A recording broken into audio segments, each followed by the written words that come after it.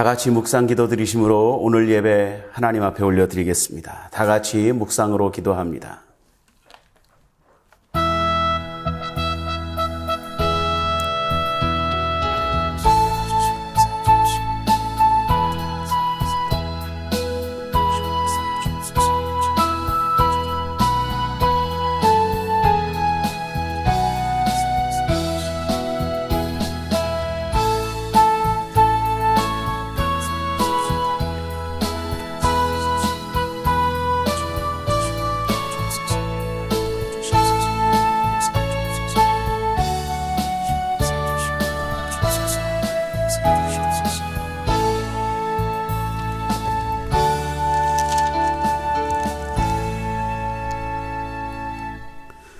여호와여, 의의 호소를 들으소서. 나의 울부짖음에 주의하소서. 거짓되지 아니한 입술에서 나오는 나의 기도에 귀를 기울이소서. 주께서 나를 판단하시며 주의 눈으로 공평함을 살피소서. 주께서 내 마음을 시험하시고 밤에 내게 오셔서 나를 감찰하셨으나 흠을 찾지 못하셨사오니 내가 결심하고 입으로 범죄하지 아니하리이다. 사람의 행사로 논하면 나는 주의 입술의 말씀을 따라 스스로 삼가서 포악한 자의 길을 가지 아니하였사오며 나의 걸음이 주의 길을 굳게 지키고 실족하지 아니하였나이다. 하나님이여, 내가 응답하시겠으므로 내가 부르짖었사오니 내게 귀를 기울여 내 말을 들으소서. 주께 피하는 자들을 그 일어나 치는 자들에게서 오른손으로 구원하여 주시는 주여, 주의 기이한 사랑을 나타내소서. 아멘. 찬송가 1장 하나님 앞에 올려드립니다.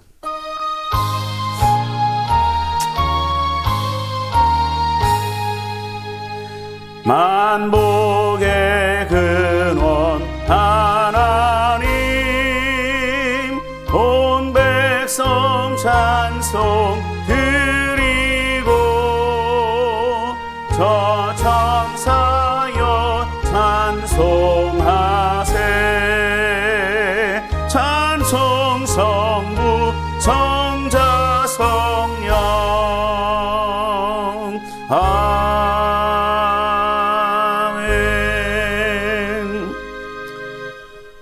나는 전능하신 아버지 하나님 천지의 창조주를 믿습니다. 나는 그의 유일하신 아들 우리 주 예수 그리스도를 믿습니다. 그는 성령으로 잉태되어 동정녀 마리아에게서 나시고 본디오 빌라도에게 고난을 받아 십자가에 못 박혀 죽으시고 장사된 지 사흘 만에 죽은 자 가운데서 다시 살아나셨으며 하늘에 오르시어 전능하신 아버지 하나님 우편에 앉아 계시다가 거기로부터 살아있는 자와 죽은 자를 심판하러 오십니다. 나는 성령을 믿으며 거룩한 공교회와 성도의 교제와 죄를 용서받는 것과 몸의 부활과 영생을 믿습니다. 아멘. 우리 찬송가 369장 찬송 들으신 후에 함께 기도하겠습니다.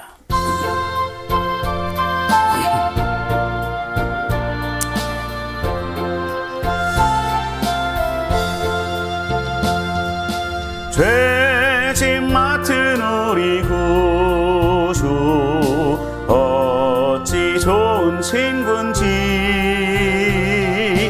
걱정 근심 무거운 짐 우리 주께 맡기세. 주께 고함 없는 고로 복을 얻지 못하네. 사람들이 어찌하여 아랠 줄을 모를까. 시험 걱정 모든 괴로움 없는 사람 누군가. 부질없이 낙심 말고 기도드려 아뢰세. 이런 진실하신 친구 찾아볼 수 있을까. 우리 약함하시오니 어찌 아니하될까.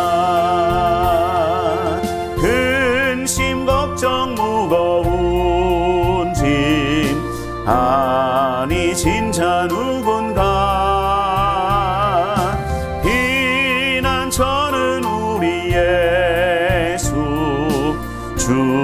함께 기도드리세. 세상 친구 멸시하고 너를 조롱하여도 예수 품에 안기어서 참된 위로 받겠네.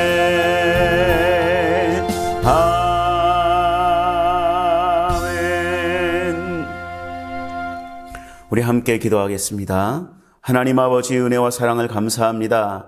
오늘도 우리를 하나님 앞으로 불러주시고 예배할 수 있는 귀한 은혜를 베풀어 주시고 우리 하나님을 아버지로 부르며 기도할 수 있는 귀한 은혜를 베풀어 주신 하나님께 감사합니다. 이 시간에도 우리를 죄악 가운데서 구원하여 주시고 십자가의 죽으심으로 우리의 모든 죄를 용서하신 예수 그리스도의 이름으로 또한 우리를 위하여 부활하여 주셔서 우리를 의롭게 하시고 하나님 백성 삼으시고 하나님 자녀 삼아주시고 하나님 앞에 예배자로 기도할 수 있는 사람으로 나아갈 수 있는 자격을 허락하시는 우리 주님의 이름으로 예수님의 이름으로 우리 하나님 앞에 예배하고 기도하오니 하나님 이 시간 우리 예배를 받아 주옵시고 우리의 기도를 응답하여 주옵소서. 하나님 우리가 간절함으로 기도할 때 하나님 우리의 기도를 통하여 이 나라 고쳐주시기를 간절히 빌고 소원합니다. 이 나라의 모든 악한 계계들이 인간의 악한 계계들과 인간의 모든 헛된 사상들이 이제 무너지게 하시고 오직 하나님의 말씀이 다스리시고 성령이 이끄시는 나라 되게 도와주옵시며 무엇보다 모든 질병의 역사들이 완전히 소멸되어 없어지게 도와주옵시고 아버지 하나님 이제 예배가 회복되어지며 성도의 교제가 회복되어지는 그날이 속히 올 수 있도록 우리 하나님 역사하시고 도와주옵소서.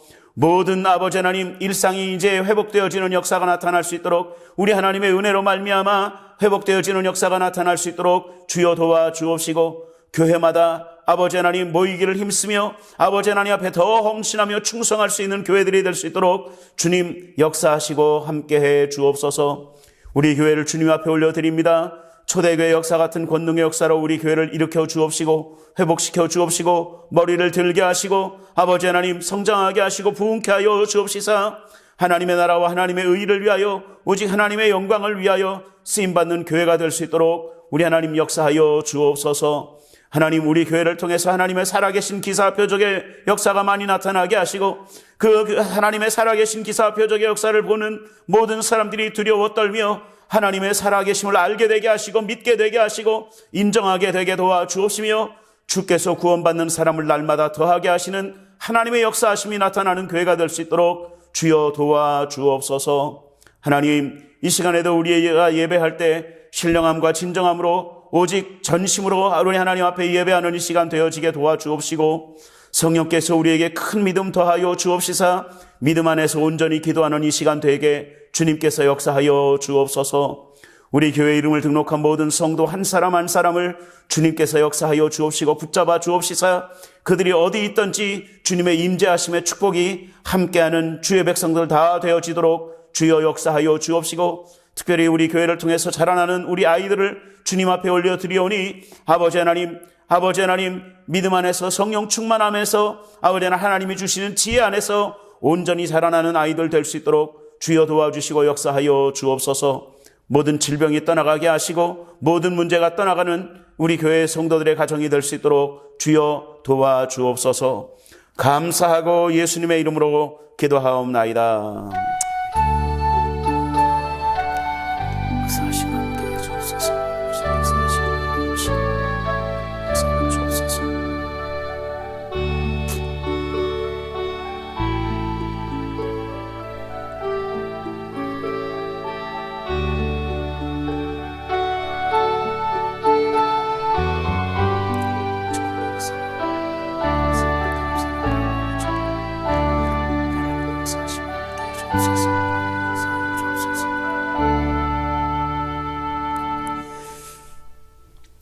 오늘 우리에게 주신 하나님 말씀 같이 봅니다. 하나님 말씀은 잠언 15장 33절 말씀입니다.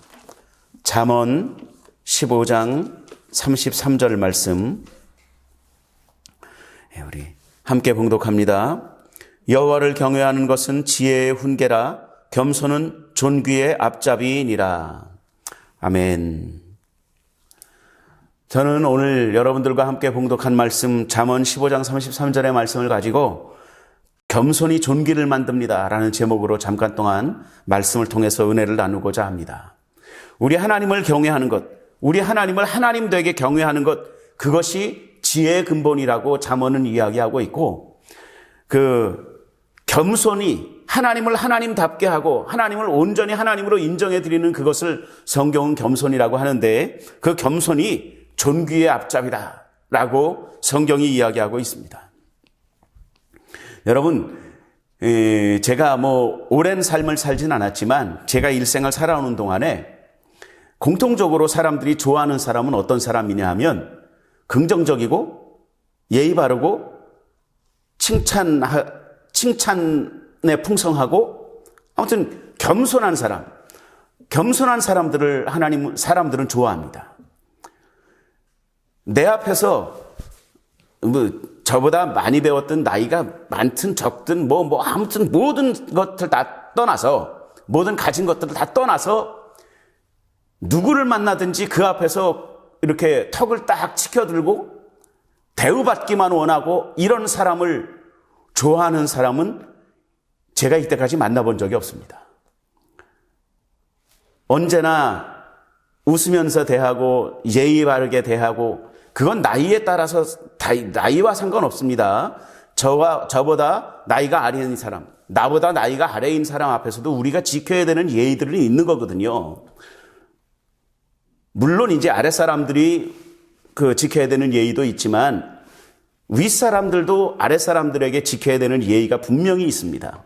그런데 아무튼 그 예의들을 잘 지키는 그런 사람들을 우리 이제 겸손한 사람이라고 이야기하고, 겸손한 사람들을 사람들이 좋아하지, 오만하고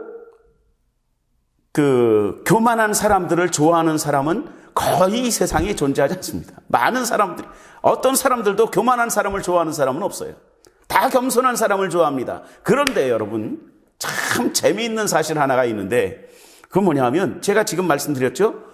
어떤 사람이든지 모든 사람들은 겸손한 사람을 좋아해요.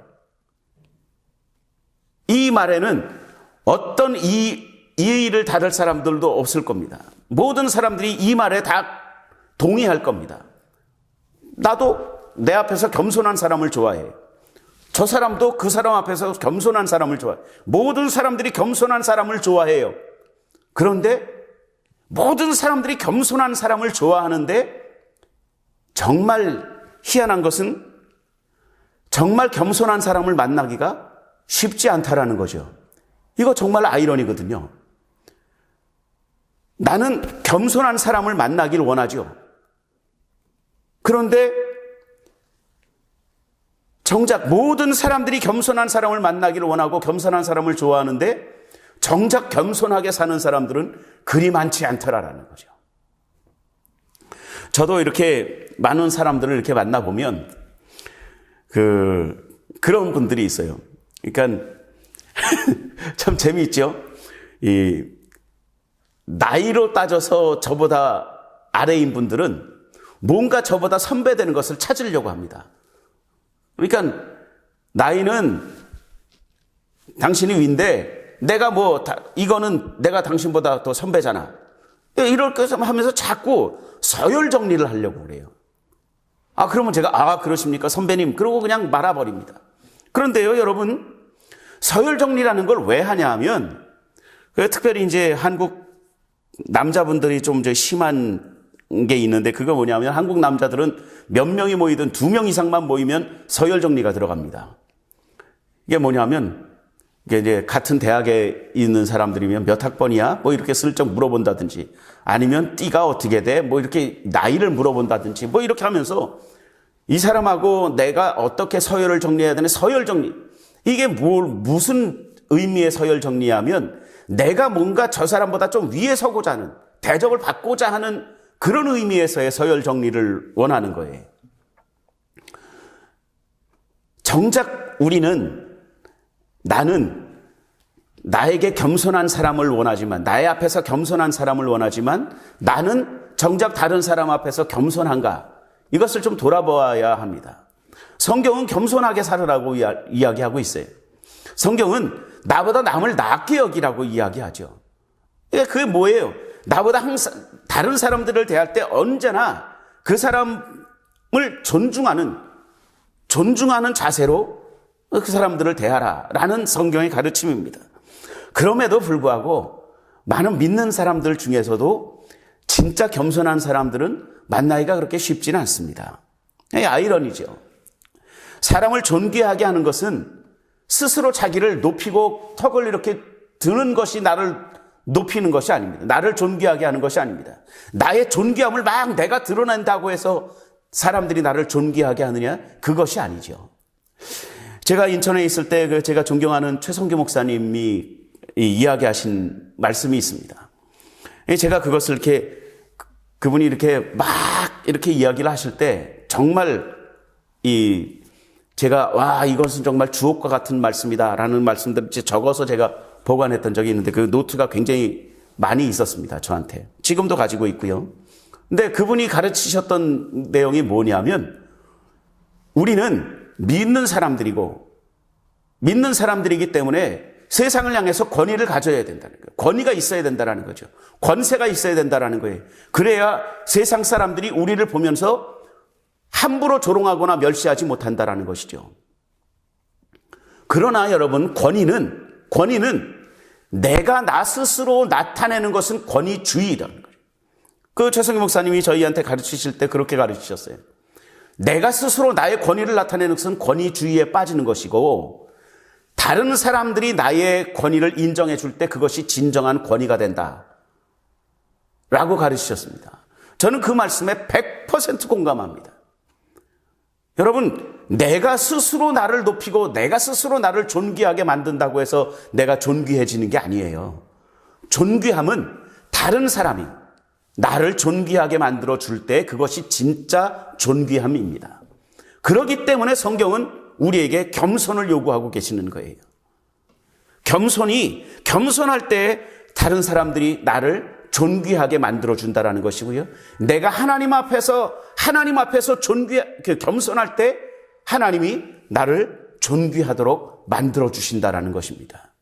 이것이 성경의 가르침입니다. 그래서 어거스틴, 천주교 쪽에서는 이제 그 성 앞에 성을 붙이기로, 성인이라는 뜻이죠. 이 세인트라는 말을 붙이는 걸 좋아하는데 우리는 그 성자를 붙이지 않습니다.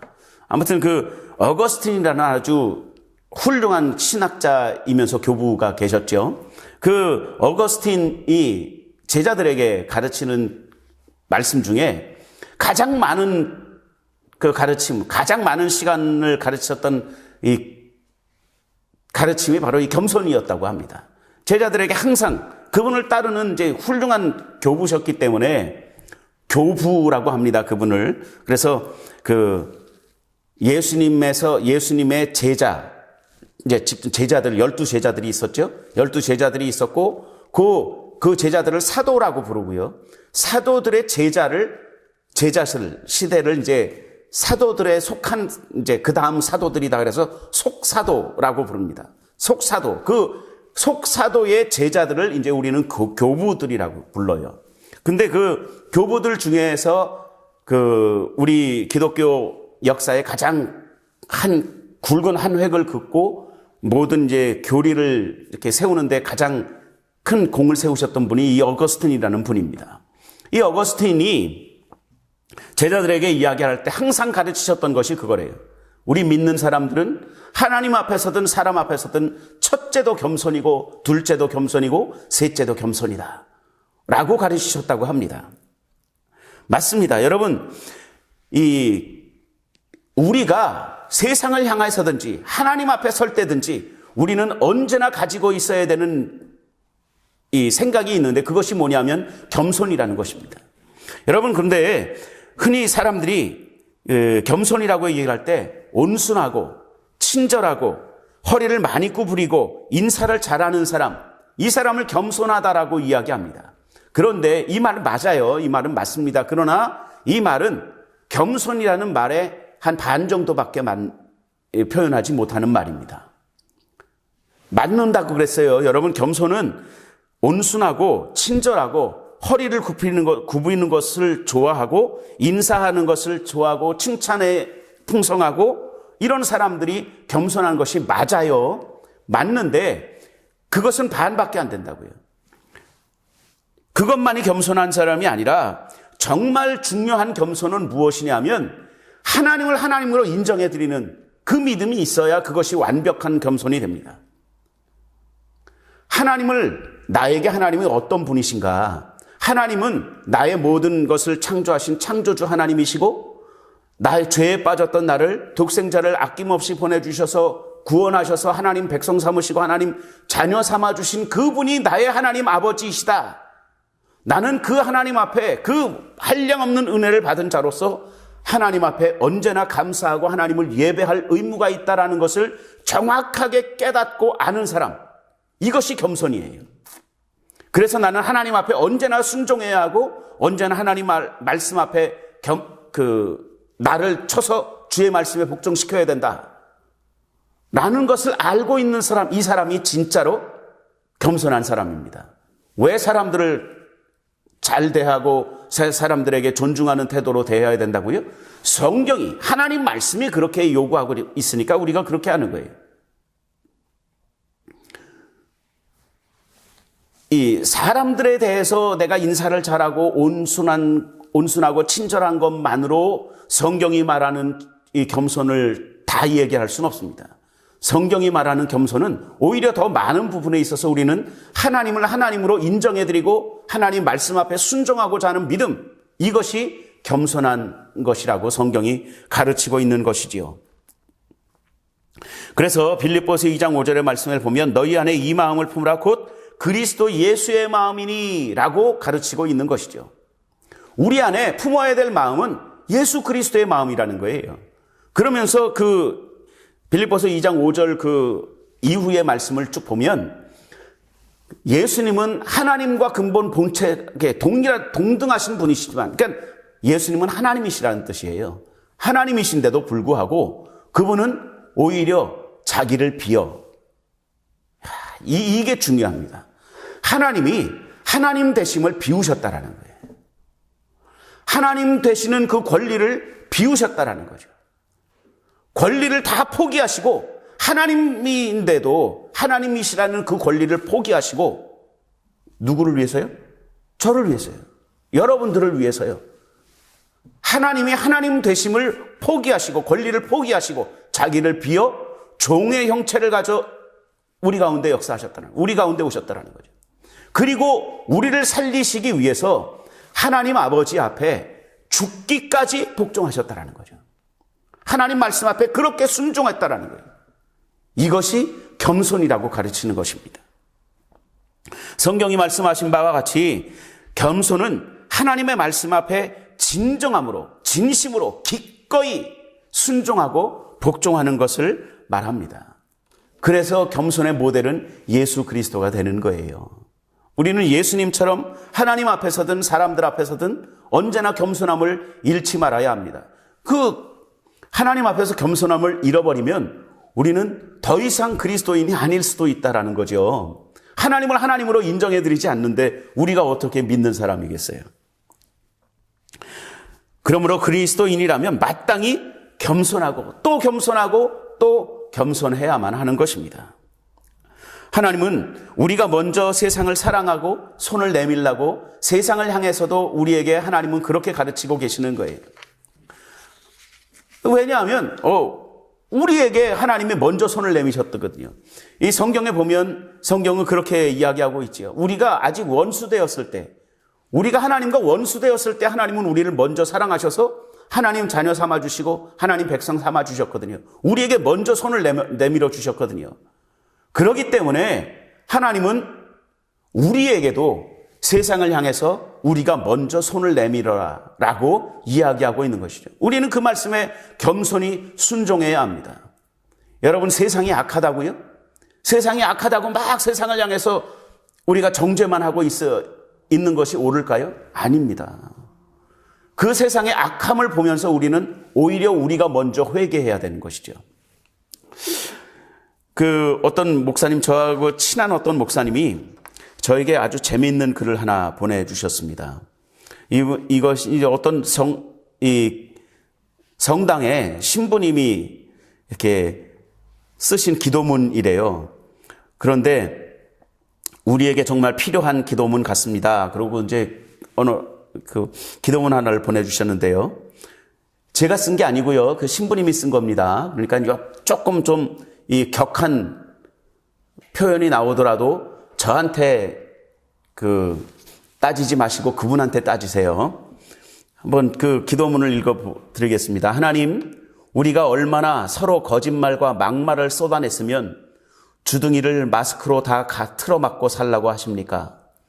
하나님, 우리가 얼마나 서로 다투고 시기하고 헐뜯으며 사랑하지 않았으면 서로가 거리를 두라고 하십니까? 하나님, 우리가 얼마나 손으로 죄를 짓는 악행을 저질렀으면 어느 때 어딜 가나 소독제와 물로 손을 씻으라 하십니까? 하나님, 우리가 얼마나 이웃을 사랑하지 않았으면 멀쩡한 입술과 손바닥을 두고 서로 주먹으로 인사하라 하십니까? 하나님, 이제 주둥이 함부로 놀리지 않고 손으로 나쁜 짓도 하지 않고 서로 뜨겁게 죽을 때까지 사랑하며 살겠습니다. 우리를 용서해 주십시오. 아멘. 이런 기도문이 올라왔더라고요. 제가 이것을 읽으면서 정말 이 코로나 시대를 사는 우리 믿는 사람들이 맞습니다. 내 탓입니다. 이렇게 전국이 이렇게 되는 것이 다 나의 탓입니다. 라고 생각하고 이런 회개 기도를 우리가 마음을 모아 하나님 앞에 기도해야 되는 때가 아닌가라는 생각을 다시 한번 했습니다. 여러분, 세상의 책임이 아니에요. 우리 믿는 사람들의 책임이다 라고 생각하시고 우리가 이런 마음으로 함께 기도해 주시기를 부탁드립니다. 겸손은, 성경이 말하는 겸손은 나를 생각하는 것이 아니라 나의 주인이신 주님을 먼저 생각하는 겁니다. 내 입장에서 생각하는 것이 아니라 주님 입장에서 생각을 해야 됩니다. 내 입장에서 생각하는 것이 아니라 상대방의 입장에서 생각해야 됩니다. 여러분,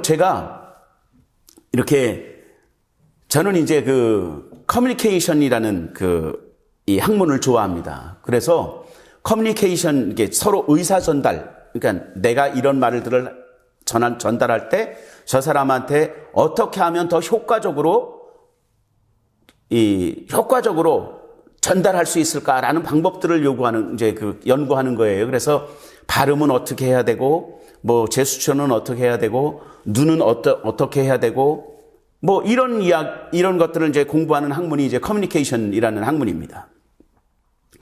커뮤니케이션이라는 학문을 제가 참 재밌게 공부를 했고, 지금도 그쪽에 관심이 많아서 그런 쪽에 이제 책들을 많이 보고 있는데, 여러분, 커뮤니케이션이라는 그 학문에서 제일 의사 전달을 위해서, 의사소통을 위해서 우리가 제일 먼저 해야 되는 작업이 무엇이냐면 중심을 내 중심에서 다른 사람 중심으로 바꿔라라는 거예요. 중심이 내 중심이 돼 있는 한 그 사람하고는 의사 전달이 안 됩니다. 내가 내 중심으로 있으면 어떤 사람과 대화해도 대화가 안 되는 거예요. 여러분, 서로 대화가 제일 안 되는 데가 어딘지 아십니까? 대화가 제일 안 되는 데가 법정이에요. 법정. 피고와 원고가 있죠. 그러니까 피해자가 있고 가해자가 있습니다. 가해자와 피해자가 분명히 있는데 이 사람들은 서로 대화가 거의 안 됩니다. 거의 대화가 안 돼요. 왜냐하면 자기 입장만 얘기하거든요. 내 입장에서 이건 피해입니다. 내가 이렇게 했지만 이게 그렇게 되는지 난 모르고 한 것이고 이게 왜 내가 벌을 받아야 되는 일입니까? 다 자기 입장에서만 말하거든요. 그러니까 이건 대화가 아니에요. 법정에서 이렇게 하는 것은 그래서 법정 싸움이라고 얘기를 하지, 우리가 얘기를 할 때 법정 싸움이라고 얘기를 하지 법정 대화 이런 얘기 하는 사람 없습니다.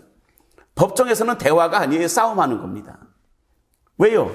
대화가 안 통합니다. 다 자기 중심이니까. 여러분, 겸손은 자기 중심이 되어서는 내 겸손이 저 사람에게 전달되지가 않아요. 겸손은 나를 먼저 생각하는 것이 아니라, 내 중심으로 생각하는 것이 아니라 다른 사람을 먼저 생각하고 배려하고, 또 내 생각보다는 하나님의 생각, 하나님의 말씀을 더 먼저 생각할 수 있는, 이것이 겸손의 시작이라는 것이죠. 주님이 나를 사랑하셔서 내가 하나님의 자녀가 된 것을 잊지 말아야 한다는 거예요. 하나님이 나를 먼저 생각해 주셨기 때문에 내가 지금 이 은혜를 누리고 있다라는 것을 잊지 말아야 합니다. 그것이 우리가 겸손해야만 하는 당위성을 성경이 제시하고 있는 것이죠. 우리는 당연히 하나님 앞에 겸손해야 돼요. 왜냐하면 하나님이 먼저 우리를 생각해 주셨으니까. 그러니까 이제는 우리가 하나님의 말씀을 먼저 생각해야 된다는 것이죠. 그래야만 하는 것입니다. 모든 사람들을 주님을 섬기듯이 섬기면 주님이 약속하신 그날에 우리는 하나님이 약속하신 모든 약속을 다 누리는 사람이 될 수 있습니다. 요한계시록 3장 21절의 말씀, 제가 참 좋아하는 말씀인데요. 이 말씀을 보면, 이기는 그에게는 내가 내 보좌와 함께 앉게 하여, 내 보좌에 함께 앉게 하여 주기를 내가 이기고 아버지 보좌에 함께 앉는 것과 같이 하리라. 이 말씀은 무슨 뜻이냐면, 이기는 그에게, 그러니까 겸손하게 하나님 앞에 순종하고 그런 삶을 살도록 막 열심히 이기며 살았던 그 사람들에게는 내가 내 보좌에 그를 같이 앉혀주겠다. 우와, 예수님이 이런 약속의 말씀을 우리에게 주셨어요. 이기는 자에게는 여기서 이기는 자는 누구를 이기는 거를 얘기를 할까요, 여러분? 세상을 이기는? 죄악을 이기는? 아닙니다. 나를 이기는 이에요, 나를. 나 자신을 이기는. 그것이 겸손이거든요. 그러니까 나 자신을 이기는 거에서부터 우리는 이기는 습관을 시작해야 됩니다. 나 자신을 이기는 그 사람에게는 예수님의 보좌에 함께 앉게 해주시겠다라는 그 약속의 말씀을 해주셨다라는 것이죠. 이 세상에서 가장 아름다운 사람은 외모가 뛰어난 사람이 아니라 겸손한 사람이다라는 말이 있습니다. 제가 그 배우들 중에 이렇게 영화에 나오고 이런 배우들 중에요, 야, 정말 이쁘다라고 생각했던 배우가 한 사람이 있는데, 제가 봤을 때, 다 개개인의 취향에 따라서 다릅니다. 그런데 제가 봤던 배우 중에 제일 이뻤던 배우는 오드리 헵번이라는 배우가 있습니다.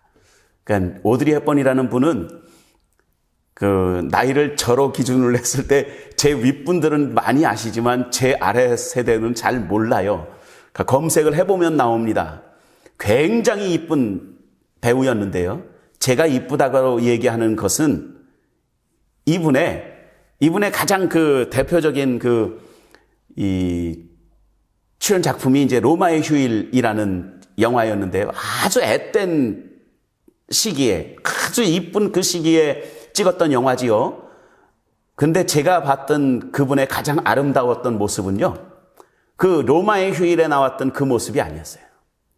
그분이 배우를 다 은퇴하고 이제 연세가 많이 드셔서 할머니가 되셨어요. 할머니가 되셔서 그분이 어떤 삶을 살았냐면, 저 아프리카 오지에 가서 예수 그리스도의 이름으로 많은 흑인 아이들을, 그 아프리카 원주민 아이들을 품고 그 아이들을 위해서 평생을, 전 재산을 다 들여서 그 아이들을 섬기고 그 아이들을 키우고 그 아이들에게 가르치고 그 아이들을 돌보면서 사시다가 그곳에서 돌아가셨어요.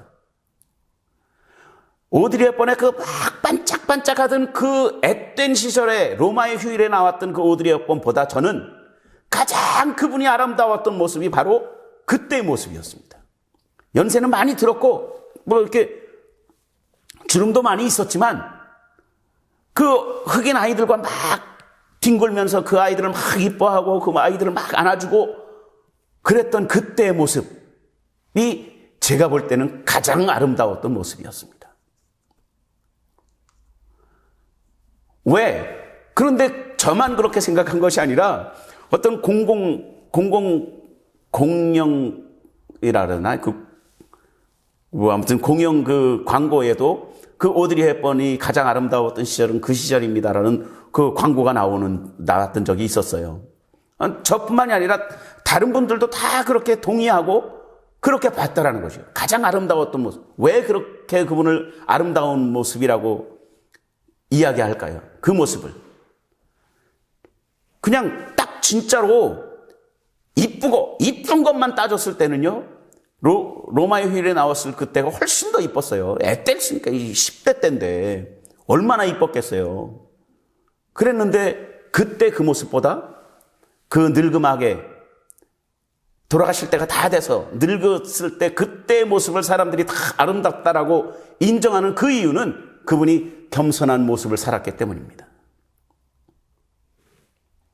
여러분 맞습니다. 우리는 예수님의 마음을 가지고 겸손한 삶을 살아야만 합니다. 세상이 우리를 실망시키고 세상이 우리를 막 어렵게 한다 할지라도 우리는 세상을 실망시켜서는 안 되는 것이죠. 우리가 세상을 힘들게 해서는 안 되는 것이죠. 세상은 우리에게 실망을 주고 세상은 우리를 미워하고 세상은 우리를 힘들게 한다 할지라도 그럼에도 불구하고 우리는 세상을 향해서 언제나 겸손한 모습을 보여줘야만 합니다. 왜냐하면 그것이 우리를 향한 하나님 아버지의 뜻이기 때문입니다. 우리가 그 하나님의 마음을 가지고 예수 그리스도의 마음을 가지고 주님을 위해서 더 겸손히 세상을 복음으로 섬기며 하나님 앞에서 더 겸손히 세상을 섬길 수 있는 그런 우리 교회와 우리 성도 한 분 한 분이 되시기를 예수님의 이름으로 축원드립니다. 그걸 할 수 있을까? 이 말은 우리 교회에서 금지어라고 제가 언젠가 한번 말씀드린 적이 있어요. 그것이 될까? 라는 말은 우리 교회뿐만이 아니라 제가 뭐 그런 위치가 되는 사람은 아니지만 모든 교회에서 그 말은 금지어로 했으면 좋겠습니다. 그것이 될까가 아니라 이렇게 하면 될 거야 라는 말로 우리의 말을 바꾸고 하나님 말씀 앞에 언제나 겸손히 순종하시는 저와 여러분들이 되시기를 다시 한번 예수님의 이름으로 축원드립니다. 기도합니다. 하나님 아버지 은혜와 사랑을 감사합니다. 오늘도 우리를 하나님의 손으로 불러주시고 하나님 앞으로 불러주시고 하나님 앞에 예배하는 귀한 은혜를 베풀어 주신 것 감사합니다. 예수님이 우리를 향하여 먼저 사랑의 손길을 펴신 것처럼 우리가 언제나 그 예수님의 마음을 본받아 하나님 앞에서든 세상 앞에서든 겸손함을 잃지 아니하는 아버지 하나님의 백성들이 될 수 있도록 주여 도와주옵시사. 우리의 겸손을 따라 아버지 하나님 세상이 우리를 존귀하게 여길 줄 알며 우리의 겸손을 따라 하나님이 우리를 존귀하게 여길 수 있을 수 있는 그러한 삶을 사는 우리 모두가 될 수 있도록 주여 도와주옵소서. 날마다 나를 쳐서 주의 말씀에 복종시키는 삶을 살게 하시고 나를 이기는 습관을 가질 수 있도록 도와주시옵시며 아버지 하나님 그 삶이 세상을 변화시키는 삶이 되어지도록 주님 역사하시고 도와주옵소서. 감사하고 예수님의 이름으로 기도하옵나이다. 아멘. 잠깐 말씀을 생각하시면서 묵상으로 기도합니다.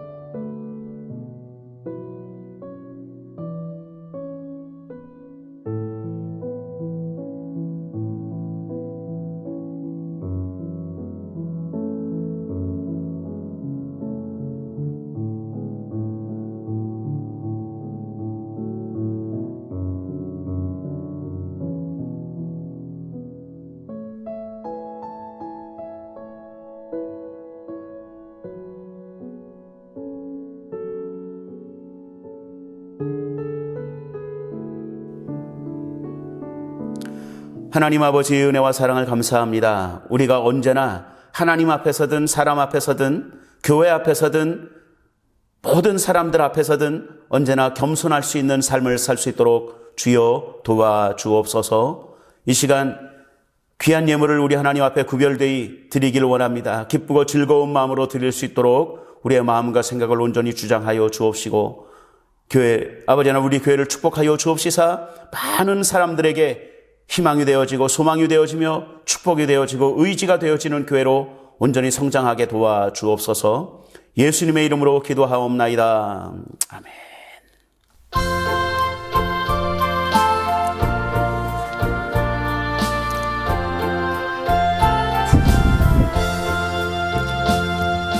죄짐 맡은 우리 구주 어찌 좋은 친군지, 걱정 근심 무거운 짐 우리 주께 맡기세. 새 주께 고함 없는 보로 복을 얻지 못하네. 사람들이 어찌하여 아랠 줄을 모를까.